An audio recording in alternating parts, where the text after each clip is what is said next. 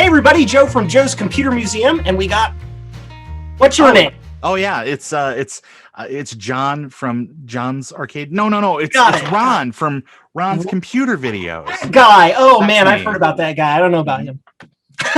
Hopefully it's all good stuff, but it's the internet, so probably not. Yeah, Twitter. So we're here today to talk together and talk with you and share with everybody what we think about MARCHintosh for 2021, the first year of MARCHintosh.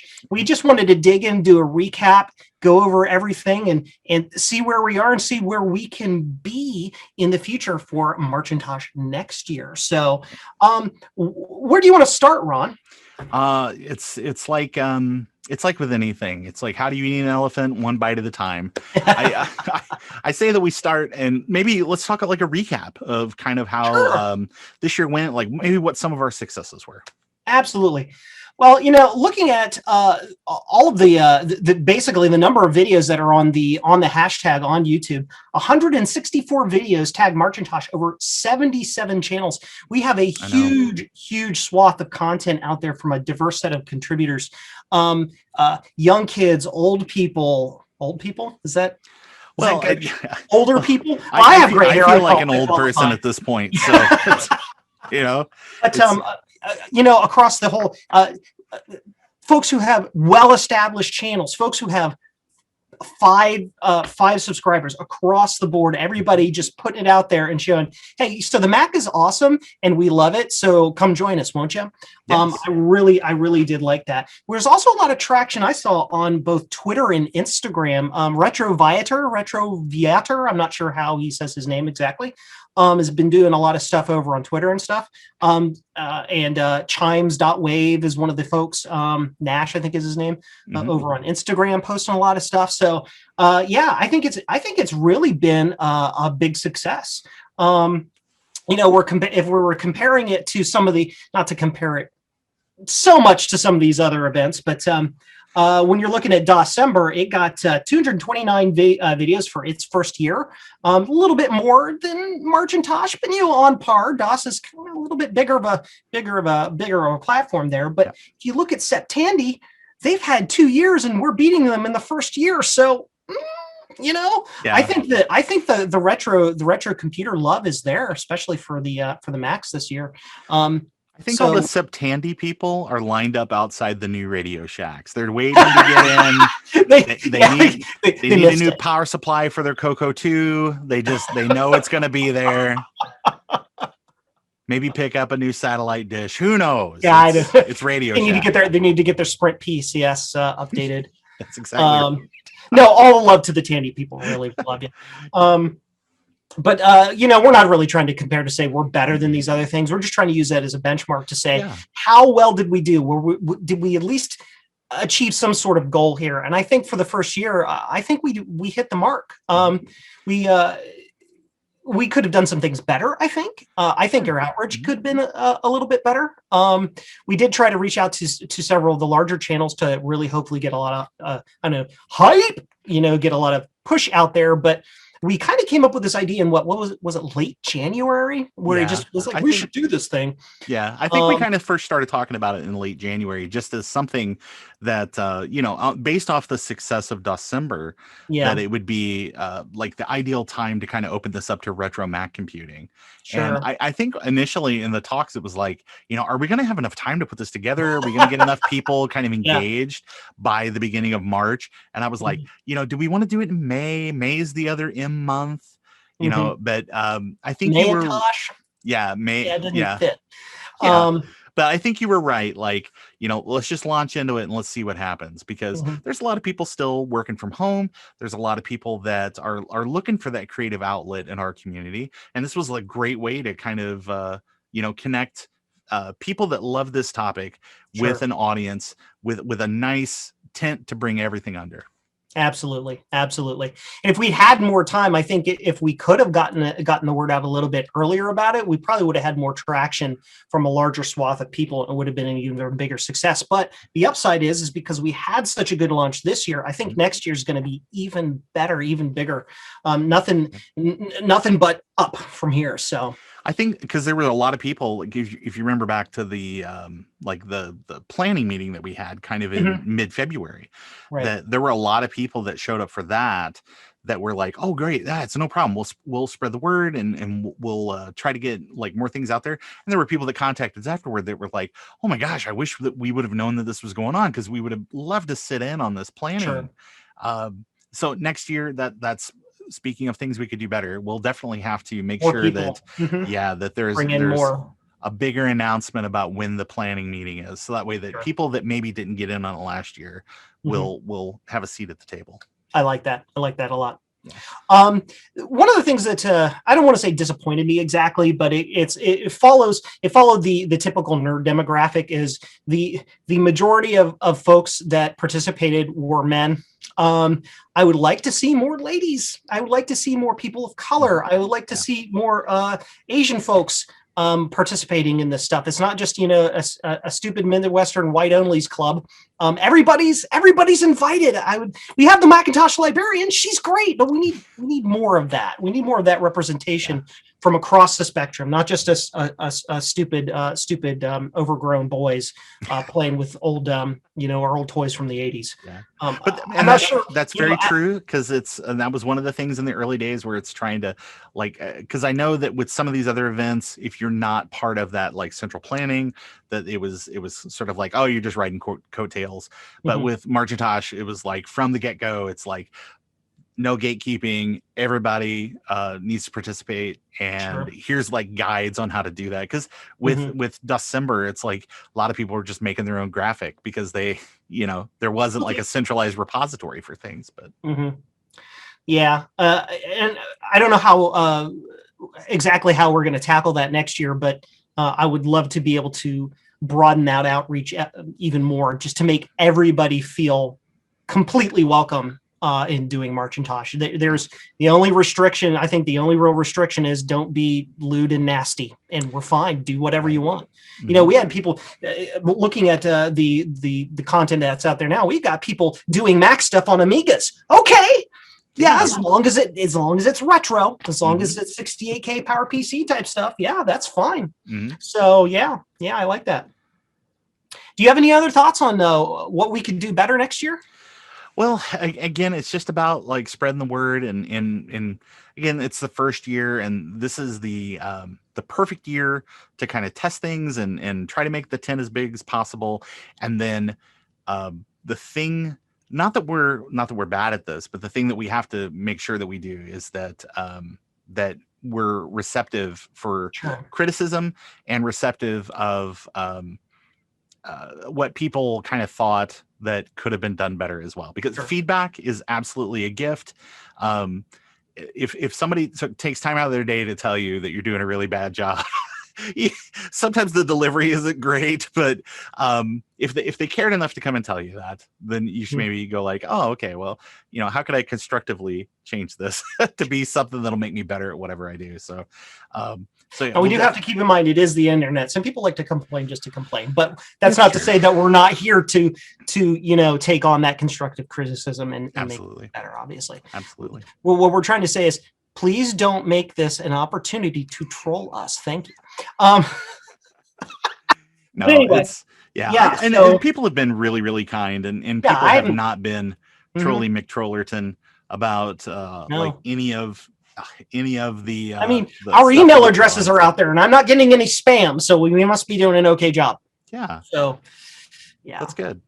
So, hey, speaking of kind of the recap of the successes and maybe kind of things we could do better, it's like on the outreach of things, we did reach some pretty big players in the YouTube content creation market this year. Yes, we did. I was really despite impressed. Having such a short time span for that, because these bigger creators, this is their entire job, so they got 3-4 month production schedules, and for them to take any time at all, not that they didn't have, that they couldn't, but they couldn't. You know what I'm talking about. It's hard for them to listen to two random guys from the Midwest say, hey, we want to do this thing, please.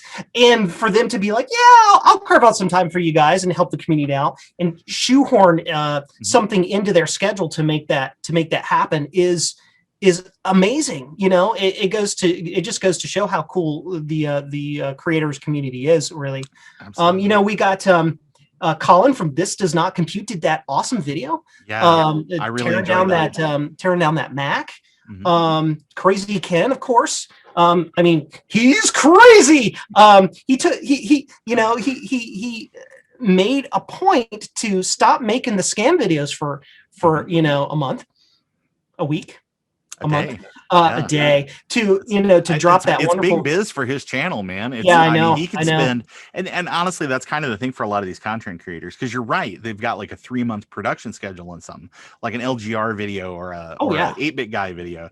It's, there's a week and a half, there's 2 weeks of lead up, and you're waiting on things to come in the mail to get some of these videos out, and you've got this huge backlog of stuff to slam the brakes on to make a video for this first year event is really, it's very like, on one hand, I'm like, oh my gosh, like I can't believe that like these guys are taking some time out to do this, but it's amazing. Yeah, but I think the one that I did not expect to see as making even like giving a shout out is Perry Fractic. It's that's right. It's took a few minutes from PCB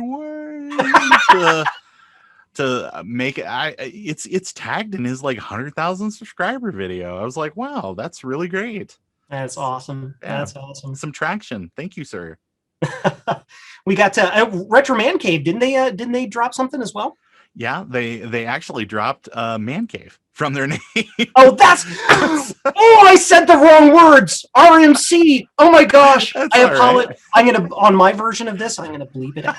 It's okay. It's one of those things where it's been called that so long, it's really tough. It's in the brain. It used to be Sam's Place downtown, where we went and got the best burgers, and then Sam Ike's restaurant, and Sam really sold nuts. Yeah. So it's But RMC with the on their sister channel, they have like the podcast that they, or like vlogcast or whatever you want to call it, where they did a whole section on MARCHintosh just recently, just kind of talking about the event and kind of making a little fun of like the Mac community, because I know that he's not necessarily into it, that he's like, I've always seen Macs as more of a like a tool for like desktop publishing and things like that, and all the creative software kind of on the Mac.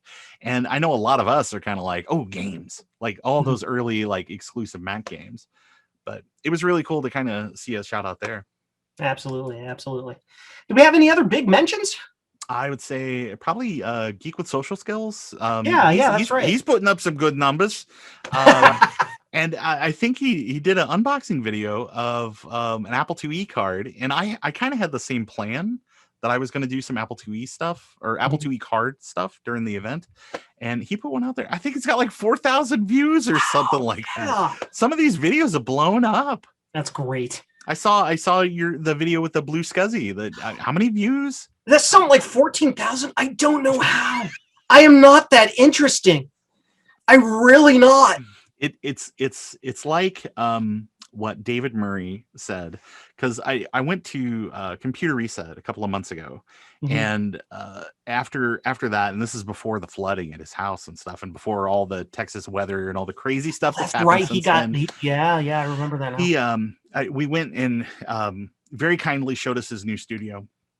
And I was like, kind of how did this all start, and how'd you get this going? And he's like, you know what? I didn't really care until I got like the first 2,000 subscribers, and the only reason I got that is because somebody linked one of my videos off of like Reddit or something like that, and it went viral. So you've got one video that's got like a bajillion views, and that's your window into that alphabet money, I guess. I don't know. Alphabet. So I feel really good that I knew you way back now.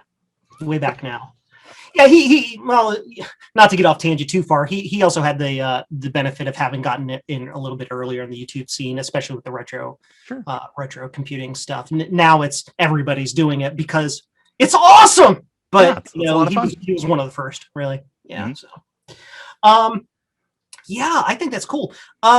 So what do you wouldn't happen to have a list of favorites you'd like to talk about as far as what was produced during MARCHintosh? I may have such a list. What do you think? How many do you have? Do you have like 2 or 4 or 6 or how many? Well, a lot of these things kind of work on the idea of like a top 10. So if I had 5 and you had 5, that makes the magical number of a top 10 list. If it worked for Letterman, it's got to work for us. Hey, right here in my left hand. Wait, that's a label maker. Yeah, sure. I think I got 5 or so. We could put together a poor man's top 10 list. All right.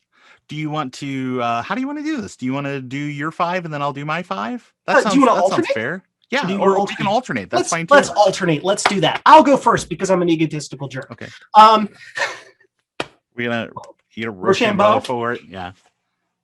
Peace. Oh, sorry. Oh, paper cuts. Damn. Okay. My these are in no particular order. I'm not actually like saying one's better than the other. These are just ones that I found super interesting. That's important to point out.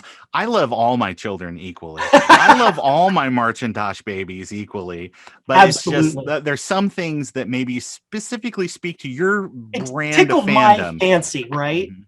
Yeah. I want to make absolutely sure we're not trying to single anybody out here or saying these are better than anybody else's videos. If you came and you put MARCHintosh on it and it was actually about MARCHintosh and you're not just stealing the tag, please don't do that. Then you're our top 164 list. We'll call it that. So here's the first one that really tickled my fancy was Retro Bites. He had a video called "Is This the Most Obscure Apple Product?" which is one of those wonderful clickbaity, but not actually like you wouldn't believe this type of. It was like, well, what Apple product? Let's find out. And it was about the Macintosh application environment on Sun SPARC systems. I didn't even know that existed. He and a couple other people were doing content on this specifically.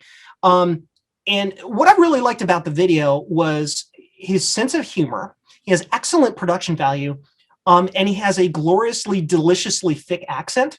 Like it's the, I don't know what you want to call it. It's the bacon fat of accents. It's just thick and luscious. It's wonderful. Is there audio on? Mm-hmm. Okay, I saw you laughing. I didn't hear anything, so I didn't want to like laugh over you, man. I'm trying. No, it's fine. It's my polite Midwestern laugh. Everybody talks over me anyway. It's been happening for 40 years. And besides, the fact that like he has this wonderful like West England. I think it's West England. It's like it's chunky. It's yummy. He goes into a wonderful technical deep dive of the Mac app environment. He digs into the functionality and tells a wonderful story about how it actually functions, and how, not to give it away too much about it, but how it was really more than an emulator.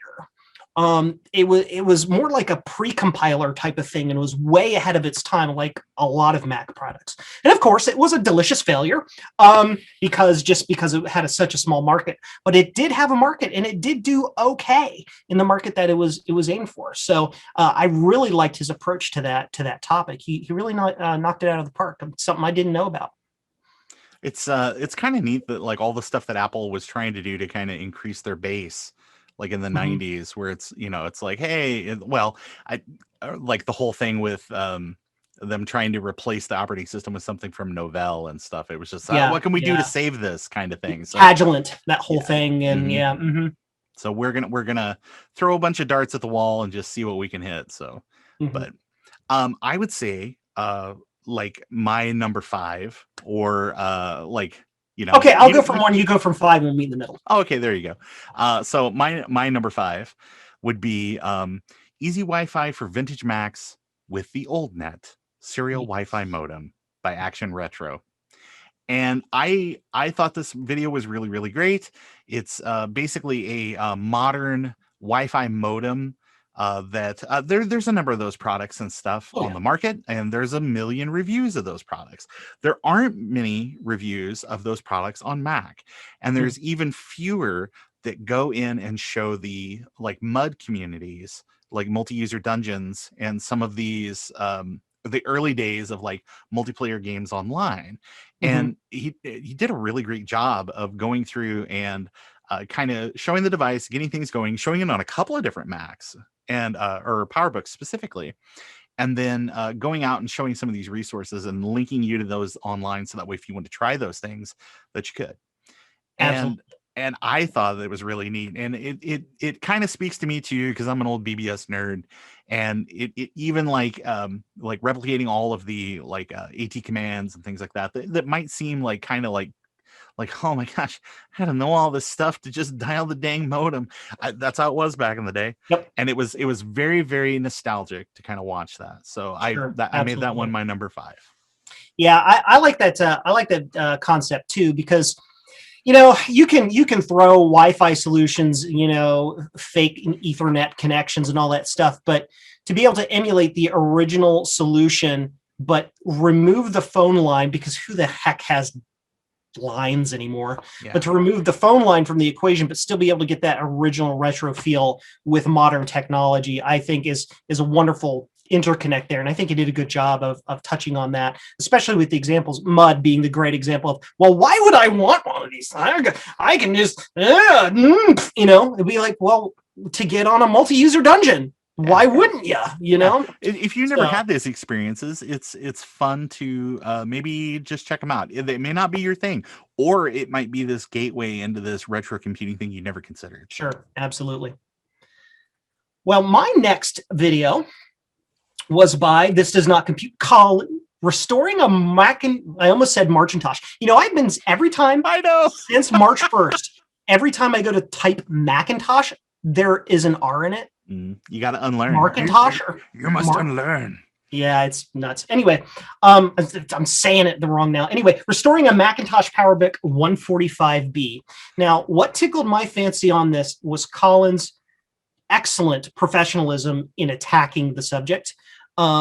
He is in 18, I think the video is like 18 minutes long. In 18 minutes, he tears down, repairs, rebuilds, and puts back together this Mac, going over all of the common pitfalls, issues with it, 3D printing stuff, and doing all these awesome things, while also telling a story, while also getting like Hollywood quality professional video of every step of the way, including that excellent bokeh, that that depth of field. I do not know how this guy does this, but can I clone him and make him me? And then he can run my channel, because so we've established who you want to be when you grow up. Yes. I get it. Yes. It's I want to be filmmaker.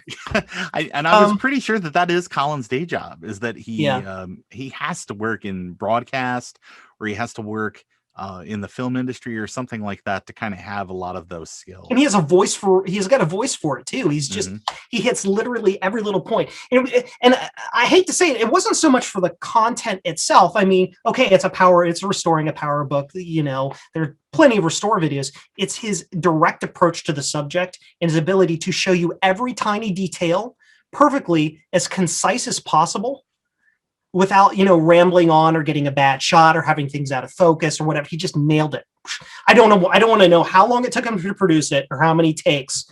But if he's like, oh, I did one take in every single one, then okay, yeah, you're a pro. You get all my brownie points. So I really, really loved that video. Yeah. I enjoyed that one too, especially the 3D printed hinges and things. And, yes. and he made a really good kind of thing in that, where I know a lot of people will if you 3D print it, and they'll like drill a little bit, or they'll sand to get the original.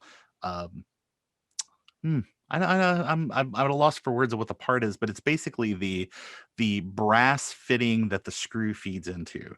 So that part, grommet or whatever you can call it. Yeah, that they'll sand it out and then put that in there and then glue it or something like that. He hit on like a genius idea, which is if it's too small, put your soldering iron on there and just push it down in there and just let it melt. And then it melts right around it, sticks in place, can't come out. I was like, this is genius. I never considered that. So I've already told a couple people that were working on PowerBook hinge projects. I was like, hey, go watch this. Go watch this, because Colin's got a good idea on this. But my number 4 would be MARCHintosh Color Classic Mystic Upgrade, geek with social skills. Yes, because this absolutely is something that I would love to do one day. I have tried in the last like 2 years to buy like a Performa 550 or LC 550 to get like the Color Classic 2 motherboard. So I've been down this path. I've been trying to get some stuff, and I can never seal the deal on finding the person that's got it, that it will ship it, or that somebody doesn't beat me to the punch or something like that. So it was very, very gratifying to watch the video, just because it shows like, hey, like we've got all the stuff and make these mods, and hey, now you're ready to go with your 040 based compact Mac. And I'm a huge fan of the Color Classic. I remember I really, really wanted one back in the day, but they were so short-lived and they were very, very expensive for what they were, with all the limitations. So I mean, eventually I'll get there with one of these videos. I've got to live vicariously through other people till then. Yeah. That always tends to be one of those how can I put it? One of those rare. I don't even know how to word it. It's like the one that got away. Is that kind of thing where you're always the great white whale, the Moby Dick or whatever. It's like I want that, I want that, I want that, I want that. Everybody wants that because it's like it's really especially important for the retro computing for newer people who are looking to get into it, because I want a classic Mac, but I want a small classic Mac that also has horsepower, right? And that is a really good way of doing it, because when you go up to any of the Power PC stuff, unless you get a really hard to find and probably broken PowerBook or something, there's nothing small. I mean, I've got a Power Mac 7700 over here that's the size of a small friggin' mini fridge. Yeah. It's like, it's fast, but it also takes up half my desk. Right. Plus, I have to have a monitor for it, and with the Mystic upgrade with that board, you just slap it in there, and you've got a super powerful color Mac that you can use for just about anything you want. So, yeah, I really like that take on that. Yeah, and if you compare that with a PDS-based video card, then you've absolutely got the best of both worlds. You've got something that's small, that's portable, that you can take somewhere if you needed to have a portable Mac in luggable, luggable Mac. But then also the ability to hook up like an external display or something like that. Yeah. That'd be really great. And I'm now writing down another thing I need to add to my eBay wish list. PDS eBay video card, notification search. Yeah, absolutely. Color Classic LC5. Yep, absolutely. So what do you got next? So my number 3 video, and I don't mean to embarrass you, sir. I hope not. My number 3 video was yours on the Stack of Love MST3K HyperCard stack. Oh, well, thank you. I loved it. I love that video. For those who don't know, who may be watching, you've got to know. I mean, if you're watching this and you know Ron's channel, and you've got to know this. The guy is a Misty, huge Mystery Science Theater 3K. Yeah, I'm easily 350 pounds. Yeah, there you go. Huge Misty, huge. But he did an excellent job of taking something classic Mac with a subject matter that a lot of people have heard about but don't necessarily know what the heck it actually is, which is HyperCard, digging into how it works, how it's accessible to a whole bunch of people, and tying that in with the wonderful history of the MST3K, the Stack of Love, the HyperCard stack that basically was the Wikipedia for MST3K before Wikipedia existed. It was absolutely excellent. I loved it. You could hear in the love in that video for the subject matter. So, Stack of Love, even. Stack of Love. There you go.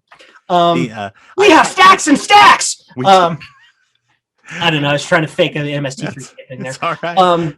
But and that's very kind. I appreciate that. And I thought that video was going to be kind of a cool idea, just because it's kind of a threefer, maybe, because it's MARCHintosh, it's HyperCard, and it's MST3K, Mystery Science Theater 3000, which that's like 3 separate fandoms of mine, because I was a huge HyperCard kid back in the day, where I would download all these HyperCard stacks and just to like try things out, and or making stacks and stuff like simple games and all that. I just loved that stuff back in the day.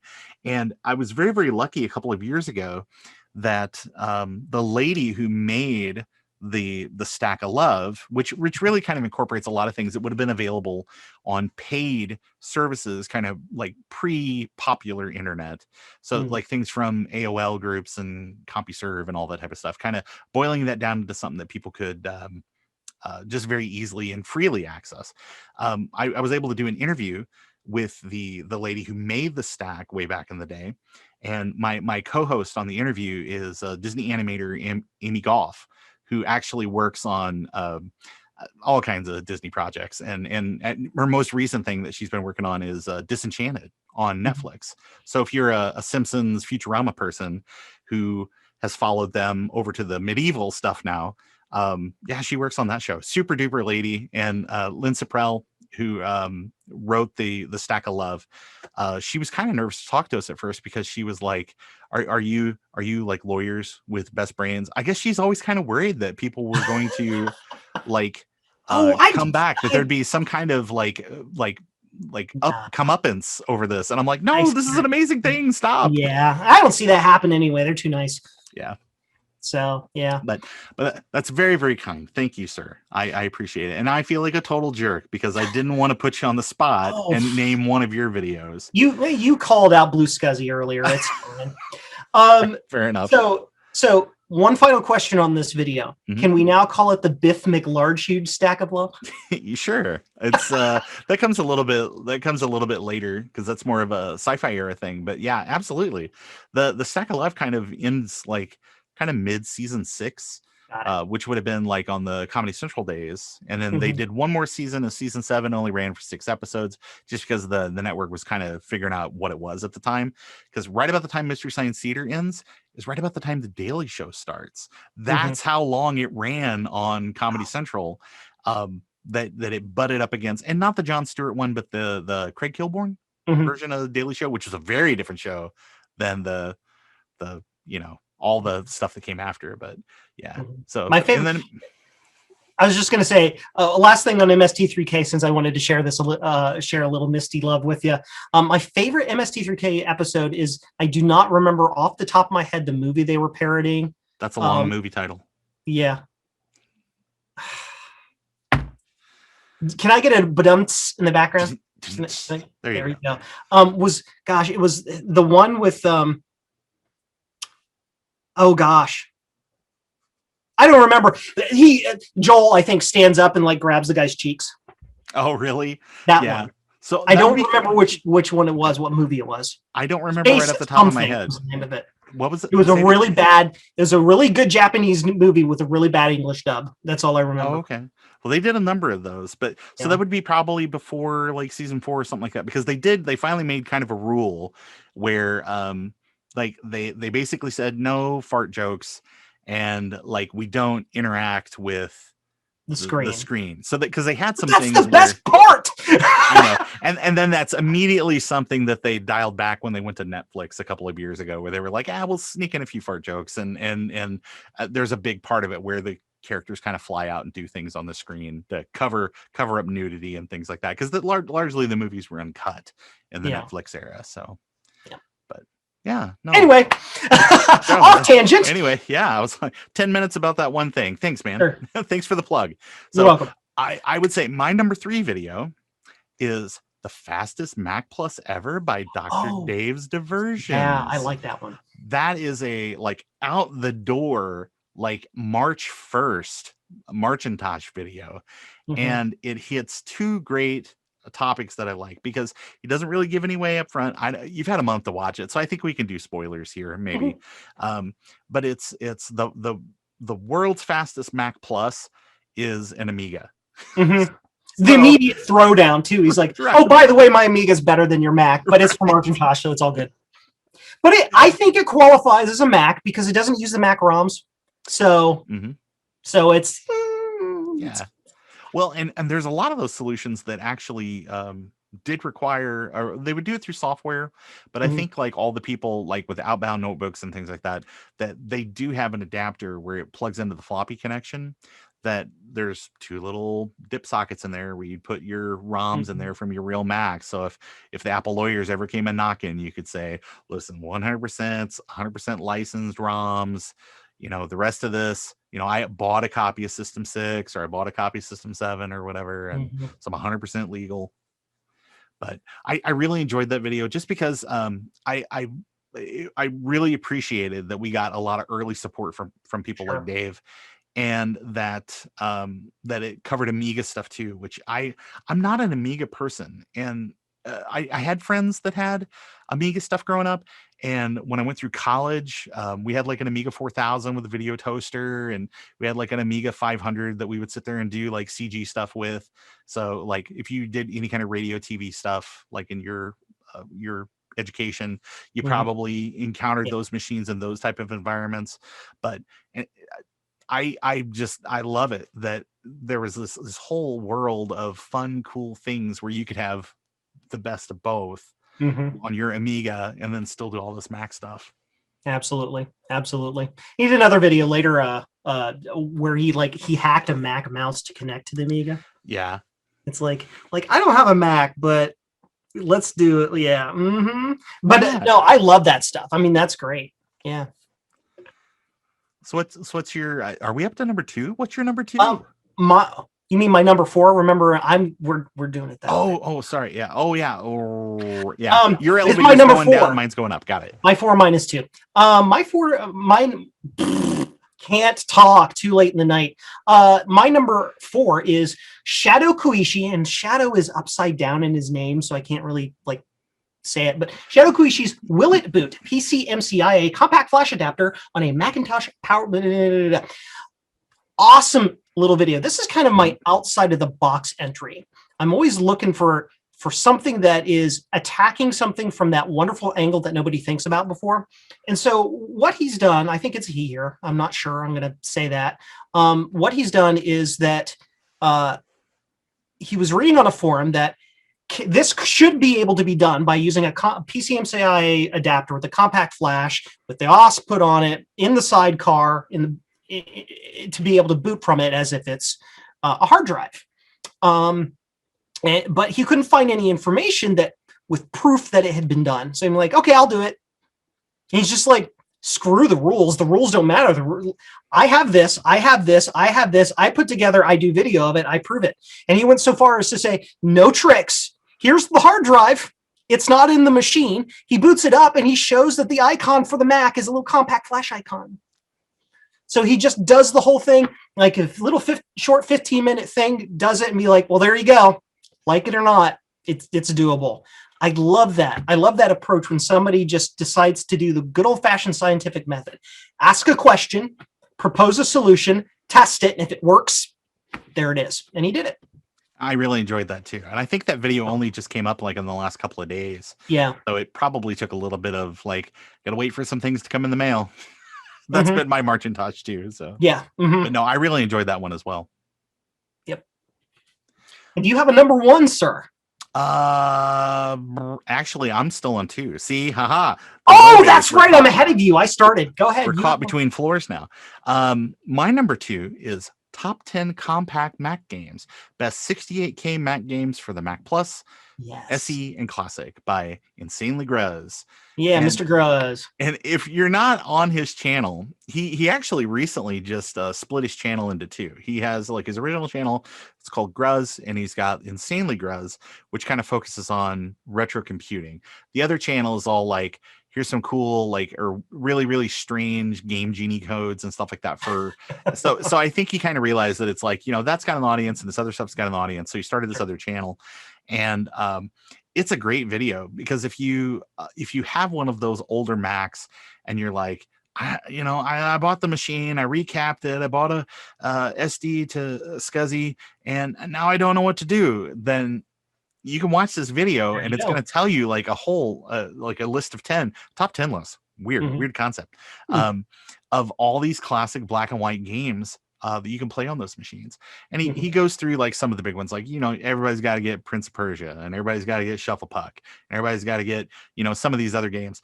But I think the thing about his list is the stuff that I was kind of like, oh, he must have been like so on the fence about whether to include this or not, because he's a big Frankie's Dungeon fan, or like Wolves in the Woods, or Creepy Castle. It's the same game 3 times.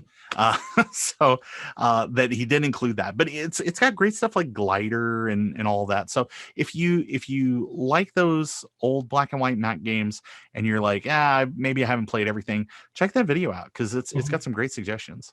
I'm gonna have to. I didn't get a chance to check that video, but I'm gonna have to go back and grab that, because I want to play video games. I'm really bad at them, but I'm willing to try just about any game once. Tetris. Yeah. Weird aside, what is the thing with Tetris? Why do people like it? It's very simple. I think it's very accessible. And when Tetris first came out, I think people were just kind of like, here's a game anybody can play, that in the very beginning, that it's scale. It wasn't like Mario, where something like 99.9% of all Mario players walk to the right, walk into the mushroom, and die. Yeah.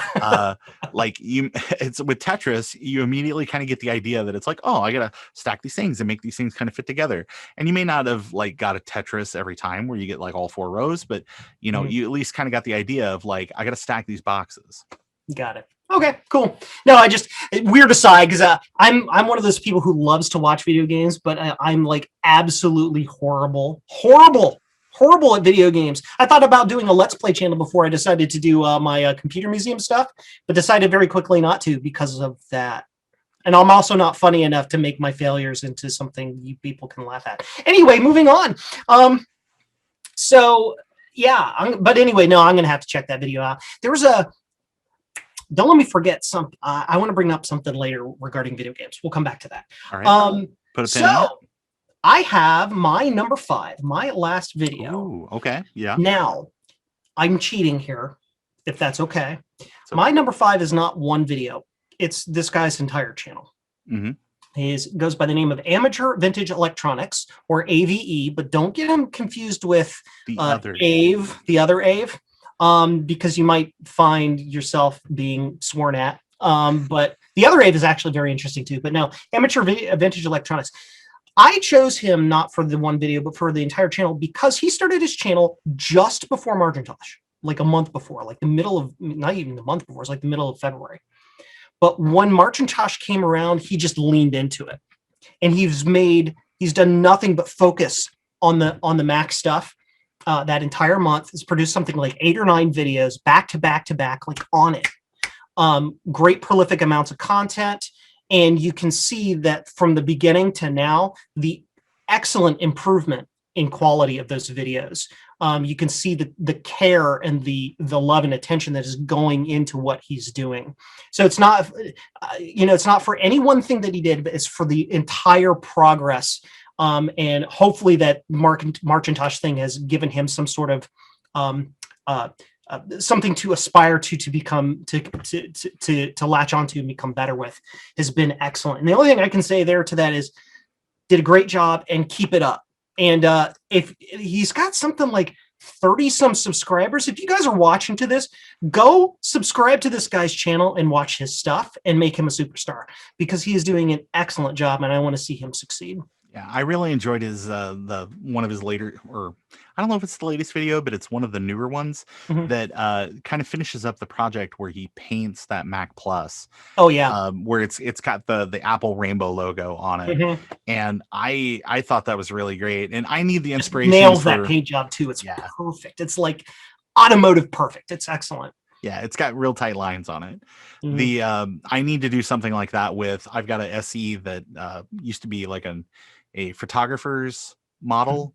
So basically some photographer like painted the screen and then like painted them pastel colors. So it's like, nice. I donated a couple of 512s that were painted like that to Kansas Fest. Yes, last year, that was 2019. Yeah, that was 20. I was there. I saw those there. So I donated a couple of those and I kept one. So I need to repaint that machine. The green one. Yeah, the green one. Because there was like maybe a green, Robin, blue, and purple. Yeah. or pink or whatever it was. Yeah. So I really enjoyed that. It's really important though that you make sure that you put a CD-ROM drive or something in the front of it and it's painted blue. Oh no, we'll talk about that guy. We'll talk about that. But my number one video just came out just in the last day or so, and it's The MARCHintosh by 65 Scribe. If you're not subscribed to this guy's video or channel, you need to. He makes like some very, very funny videos that are it is so dry. It is the driest of humor, and I really, really love it. He has done like a ton of different machines or over the years, like 4200, so like the cloney kind of machines, and he's done like all the like the Quadra 950s and things like that. And it's sometimes these videos will just like get down in the weeds about stuff that has nothing to do with the machine, and then he'll come back at the end and it'll be like, oh yeah, don't power on.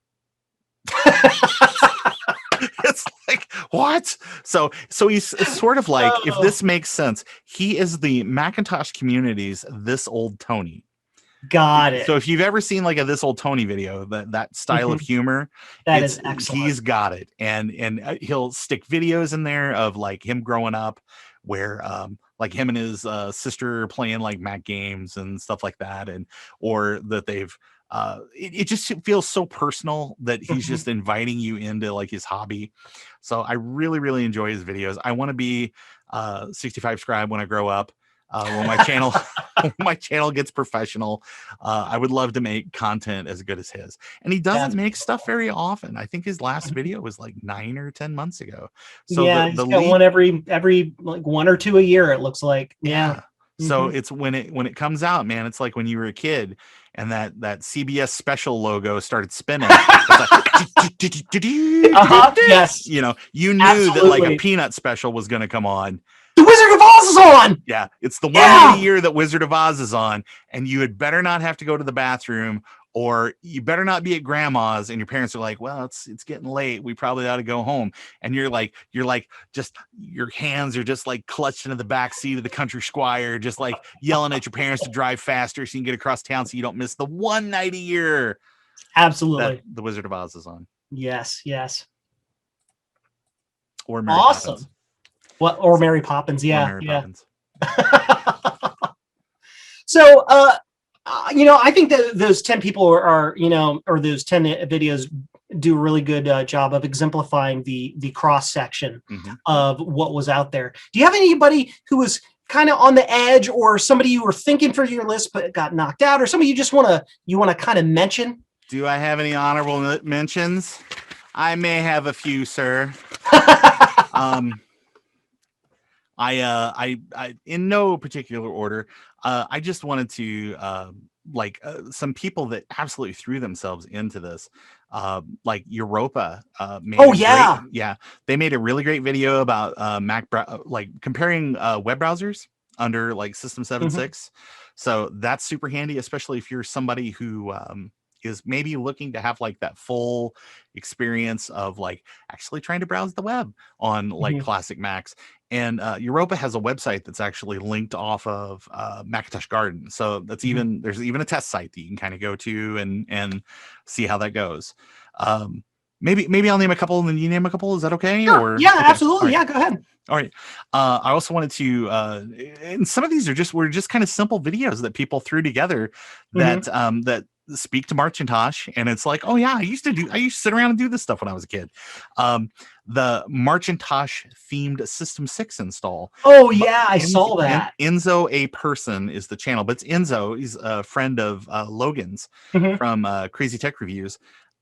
Made this neat video. It's only like a minute or two long, but he goes through a System 6 install and like shows you how to change all the colors on stuff to like only 79 views. How does that only have 79 views? I don't know. Go subscribe to Enzo's channel. I know. And watch the video. Well, we were not allowed to tell you to do that. Watch the video. Watch the video and make as many times as you feel is necessary to sate your delicious need for bright green Mac. Go do it. Name a couple of years. Yeah, I'm looking for this other one that I didn't write down. I'm literally looking through the MARCHintosh hashtag list because it has to do with video games, and it's the most interesting, weird little video, and I'm hunting for it at the moment. Okay. I'll name a couple other ones, and then while you name yours, I'll continue hunting. But okay.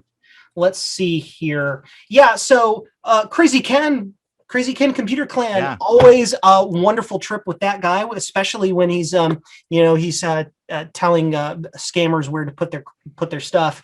But he had a wonderful video on the Macintosh TV. Just the way he dug into it, touched all the right points, didn't dwell too much on any one spot. But what really cinched it for me was that wonderful zoom shot that he got inside the Mac. Yeah. He actually got he on Twitter. He said, "Well, so I used this lens. So if you want to do that, go get this lens." And that's what's the cool thing about him too, is he doesn't just hide behind the movie magic. He actually tells you how to do it. So excellent video there by him. I don't want to name drop myself, but I was a source for that video. Oh yeah, really? Yeah, that's awesome. Yeah, I had these insider knowledge that I shared. So. Gotcha.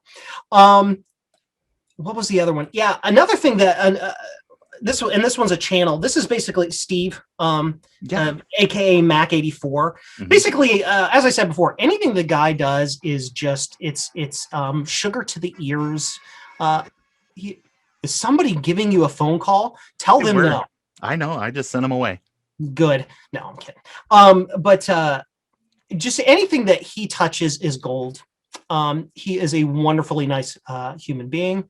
He's worked with me on several other things. I think he's worked with Logan. Crazy. Yeah, they did that collaboration video with the classic with the ROM, the EEPROM stuff. Just anything he does is absolutely excellent.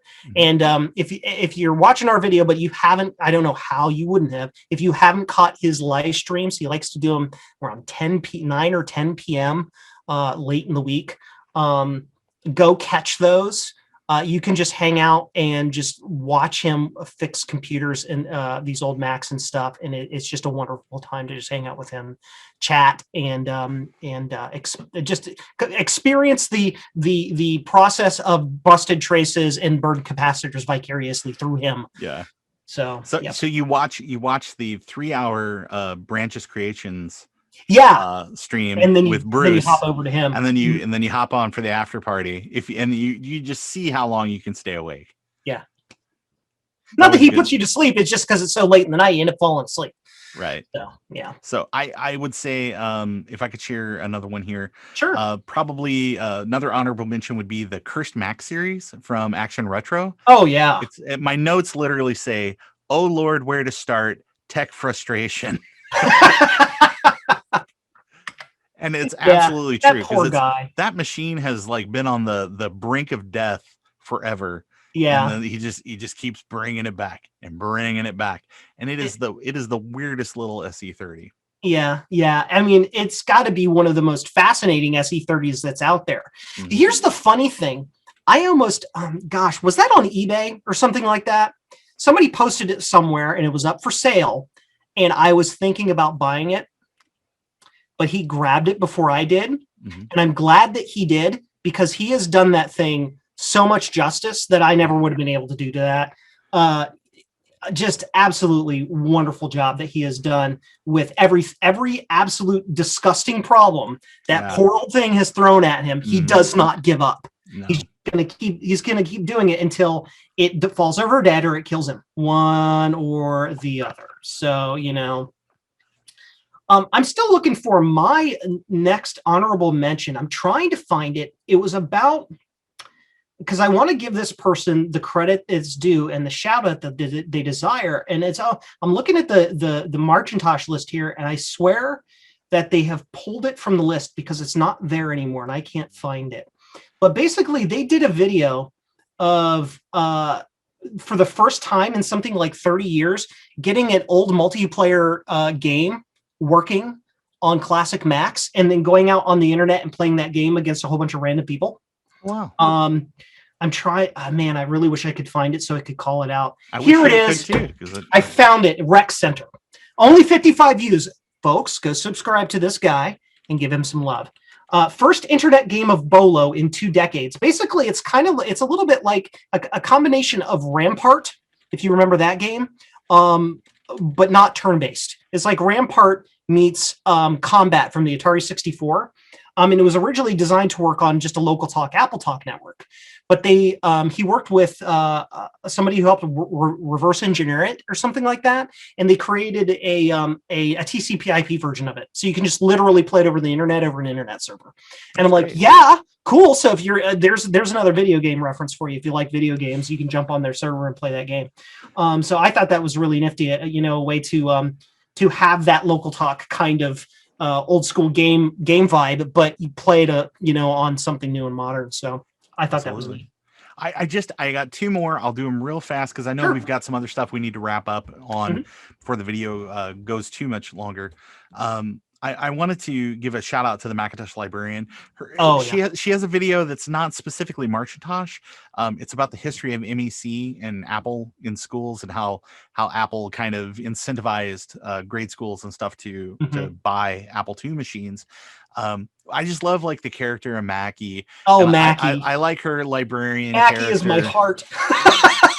So this is the video that inspired me to go out and contribute to your Patreon and stuff like that, just because I'd like to see more of this content in the future. And I think she's starting to branch out maybe and do some like tech repair videos and stuff too.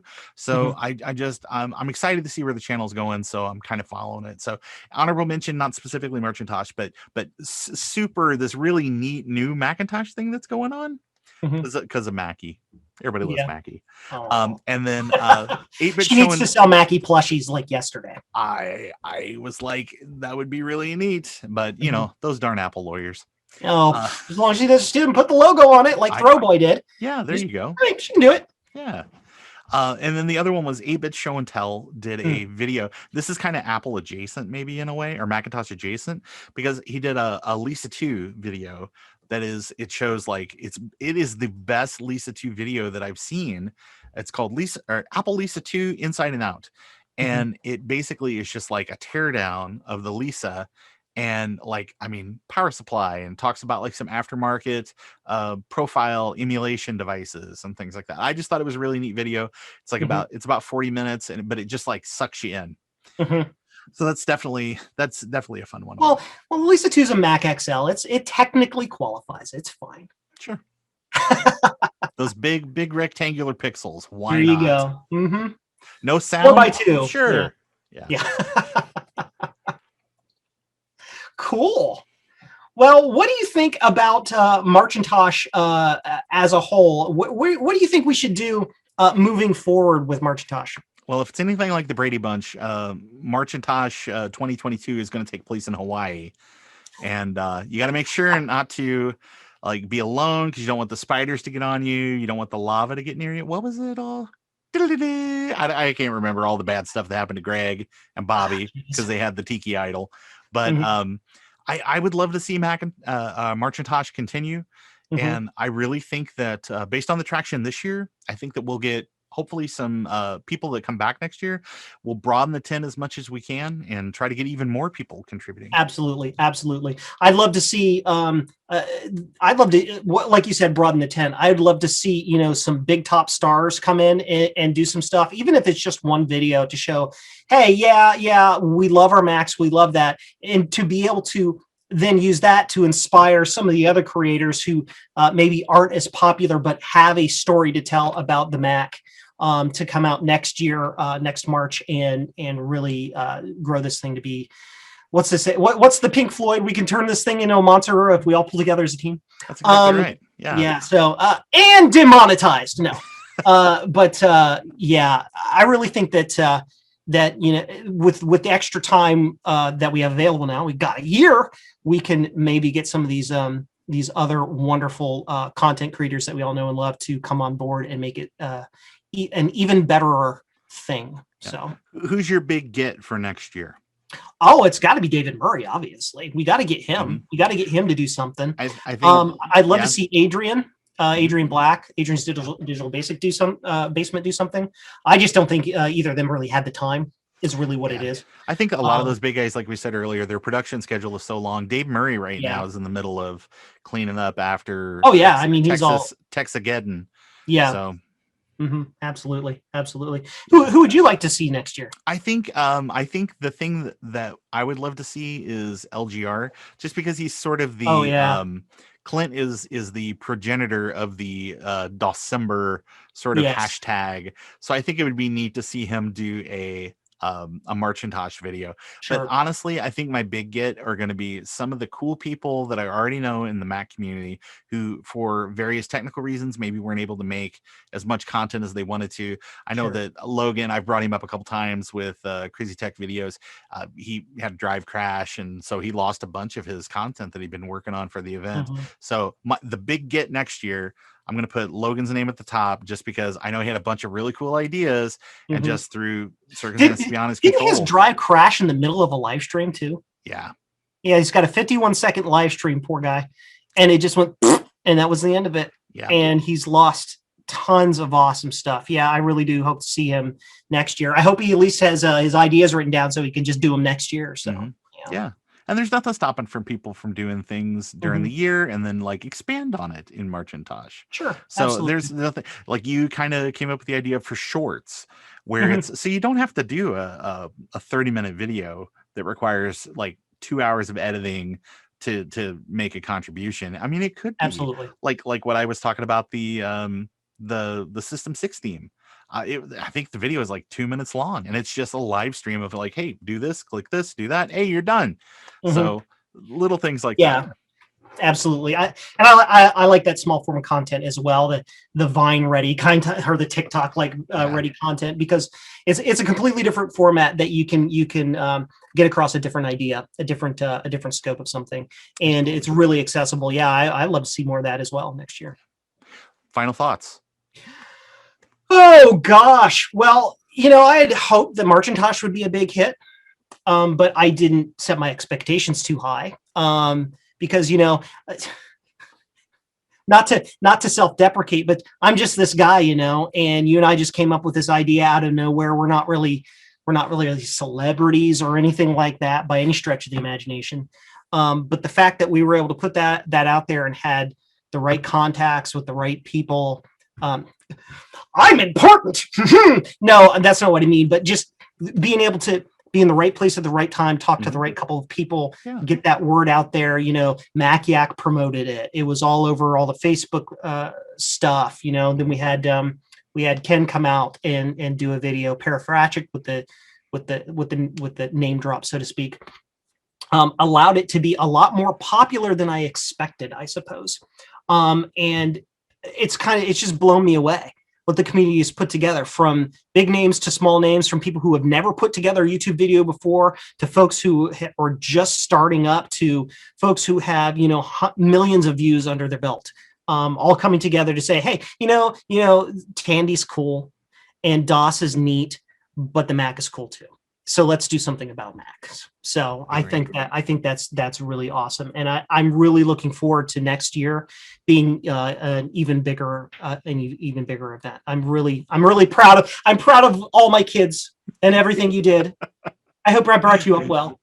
So I tried to have reasonable expectations about how this was going to go, and kind of in the first few days of the month, I didn't want to produce like a ton of videos and stuff, and kind of like, because it's very easy to be like, oh, I planned this thing, or I was on like the ground floor with this thing, and now I'm gonna like suck all the air out of the room.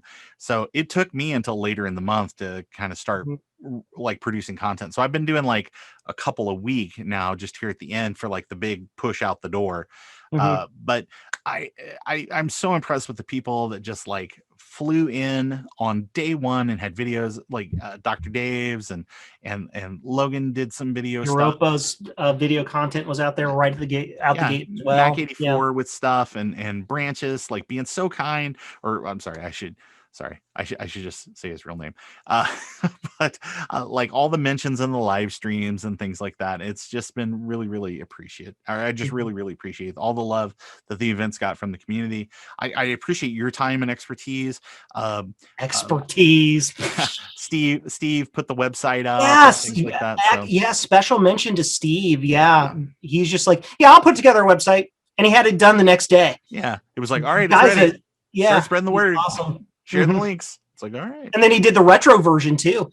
That if you guys haven't seen it, MARCHintosh.com, retro.marchintosh.com, you can get to from any Mac. It works. It's magic. Yep. So that old school HTML. So yeah, I'm really, really thankful from the community, and I just appreciate everybody's time and their patience and their expertise. Absolutely. So I think this went really, really well. And I can't wait until next time. So probably in a few weeks or something, we might need to get together with the community and just have a bigger kind of like, like ruminate on kind of what was good, what was bad, and try to get people hooked in for next year again as well. So. Absolutely. And I just want to make it absolutely clear that, even though Ron and I came up with the idea, it's everybody's month. Yeah. It's everybody's idea. And everybody who contributed to it are what really made it happen. We just told people, use the MARCHintosh tag, have fun. Yeah. But it's all of you content creators out there who came together to put this stuff together to make it actually happen. I can't thank you all enough. I think what Joe is trying to say is, you the real MVP. Yeah, there you go. if I can quote a meme, you the real MVP. Absolutely. But well, I guess we can wrap this on up.